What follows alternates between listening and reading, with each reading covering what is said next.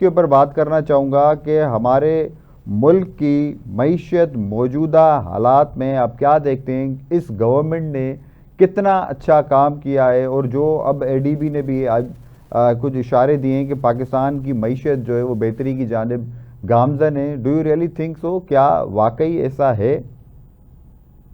بسم اللہ الرحمن الرحیم. دیکھیے، ہوا یہ ہے کہ پچھلے 2 سال میں جو ہم نے بہتری دیکھی ہے 2022-23 میں، خاص طور پہ سیلاب کے بعد پاکستان کے جو ریزروز تھے اتنے کم ہو چکے تھے کہ ہم تقریباً دیوالیے پہ جا چکے تھے.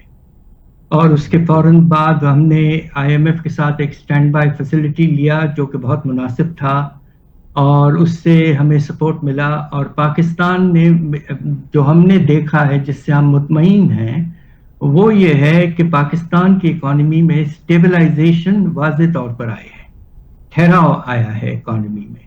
اب اس کی کیا انڈیکیٹرز ہیں؟ سب سے پہلے تو افراط زر میں نمایاں طور پر کمی آئی. ایک وقت ایسا تھا یہ 25 سے 30% پہ جا رہا تھا، اب یہ 4.5-5% کی رینج میں ہے. دوسری طرف آپ کا جو تجارتی خسارہ تھا، جو ایک وقت بہت بڑھ چکا تھا 2021-22 میں، وہ پچھلے سال تو سرپلس میں تھا $2 ارب کا، اور اس کے نتیجے میں ہمارے ریزروز میں اچھا اضافہ ہوا اور سال کے اینڈ تک $14 ارب سے زیادہ ہو چکے تھے. اور تیسری بات جو میں سمجھتا ہوں مناسب ہے کہ بجٹ کے خسارے میں بھی واضح طور پر کمی آئی ہے. مگر ہوا یہ ہے کہ ٹھہراؤ لانے کی کوشش میں ہم نے اپنے شرح نمو کو بڑھانے میں ناکامیاب رہے ہیں. اور شرح نمو جو ہے، جسے ہم جی ڈی پی کا گروتھ ریٹ کہتے ہیں، وہ مشکل سے 2.5% پہ اٹکا ہوا ہے. اور جب آپ کے آبادی میں 2.5% سالانہ اضافہ ہو رہا ہے تو فی کس آمدنی میں کچھ اضافہ نہیں ہو رہا ہے، اور بالکل. اس کے نتیجے میں بے روزگاری میں اضافہ ہو رہا ہے اور غربت میں بھی کچھ حد تک اضافہ ہو رہا ہے. اچھا سر، اس وقت جس طریقے سے ہماری سٹاک مارکیٹ ہم دیکھتے ہیں کہ پچھلے 1-1.5 سال میں اس طریقے سے بوم ہو رہی ہے، جس سے یہ میسج دینے کی کوشش کی جا رہی ہے حکومت کی طرف سے. مختلف جو حکومت سپورٹنگ جرنلسٹ ہیں، اینالسٹ ہیں، وہ کہتے ہیں کہ پاکستانی معیشت میں انویسٹر کا جو ٹرسٹ ہے وہ بہت زیادہ بڑھ رہا ہے، جس کی وجہ سے جو ہے وہ اسٹاک مارکیٹ جو ہے بوم کر رہی ہے. لیکن اس کے ساتھ ہی ہم دیکھتے ہیں کہ جو فورن انویسٹمنٹ ہے اس کے حوالے سے کوئی چیز ایسی سبسٹینشل چیز ہمیں جو ہے وہ نظر نہیں آتی ہے. جی بالکل، مجھے افسوس سے کہنا پڑتا ہے کہ انویسٹر کانفیڈنس کا سب سے اچھا انڈیکیٹر یہ ہوتا ہے کہ انویسٹمنٹ کا لیول کتنا ہے. اور مجھے افسوس سے کہنا پڑتا ہے کہ 2023-24 میں یہ پچھلے 25 سال کا لو لیول تک جا چکا تھا صنعتی شعبے میں. اور کچھ تھوڑی سی ریکوری ہوئی ہے پچھلے سال، مگر ابھی بھی جو ہمارے یہاں کیپٹل فارمیشن کا لیول ہے وہ بہت کم ہو چکا ہے.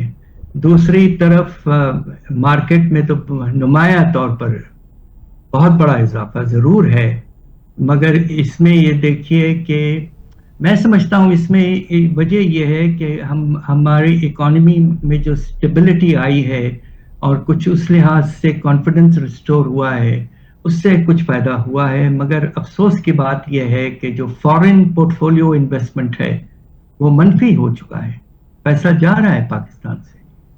تو اس لحاظ سے ابھی بھی مارکیٹ میں اسٹرینتھ نہیں ہے، اور ایک بڑا یہ ہمارا اسٹاک مارکیٹ بڑا ایک جسے کہتے ہیں نا تھن مارکیٹ ہے، اور اس میں واضح طور پر کچھ کہنا ذرا مشکل ہے. اچھا سر، ڈو یو تھنک کہ کچھ آنے والے وقتوں میں پاکستان کے روپی کو مضبوط کیا جا سکتا ہے یا ہو سکتا ہے آنے والے کچھ دنوں میں؟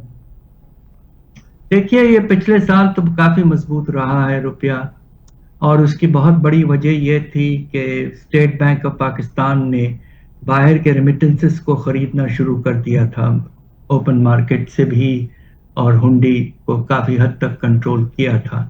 اور اس کے نتیجے میں 7 سے 8 ارب کا اضافہ ہوا ریمیٹنسز میں، اور اس کے نتیجے میں تجارتی سرپلس ہو گیا اور روپے اسٹیبلٹی اس میں آ گئی.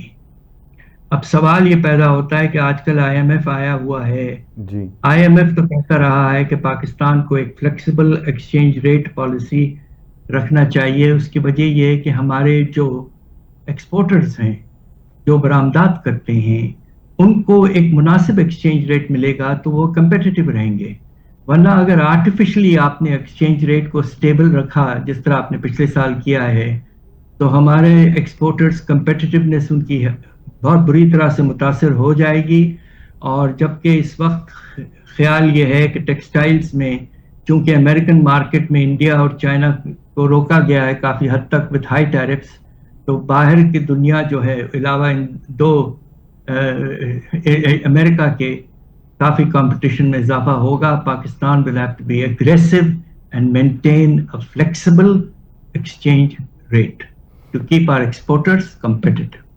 اچھا سر، ایک چیز یہ بھی ہے کہ آئی ایم ایف پاکستان کے اوپر اس چیز کے لیے پریشر ڈال رہا ہے کہ ٹریڈ لبرلائزیشن کی طرف آپ جائیں. جس طریقے سے پاکستان میں ہم نے دیکھا کہ آٹو سیکٹر کی جو ہے ریسنٹ پالیسی اناؤنس کی گئی اور پاکستان نے کمرشل امپورٹس آف وہیکلز جو ہے وہ یوزڈ وہیکلز جو ہے اس کو کھول دیا ہے. اب تو جاپان سے بہت زیادہ گاڑیاں جو ہے ایک بار پھر سے جو ہے پاکستان میں امپورٹ کی جائیں گی. آلریڈی جو پاکستان میں جن کو مینوفیکچررز کہتے ہیں وہ آلریڈی اسمبلرز ہیں، مینوفیکچررز نہیں ہیں.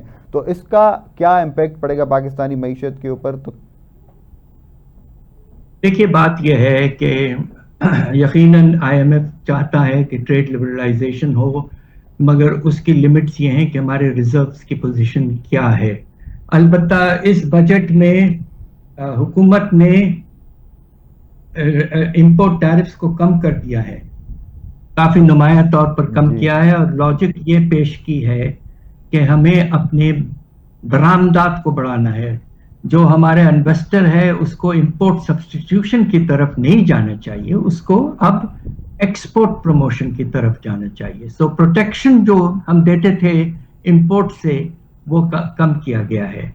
البتہ آپ نے سیکنڈ ہینڈ کارز کے بارے میں ذکر کیا ہے، مگر ساتھ ساتھ حکومت نے جو ایک اسٹرانگ میجر لیا ہے اور وہ یہ کہ 40% امپورٹ ڈیوٹی لگا دی. ہمارے ہاں میکسیمم امپورٹ ڈیوٹی 15 سے 20% ہوتی ہے.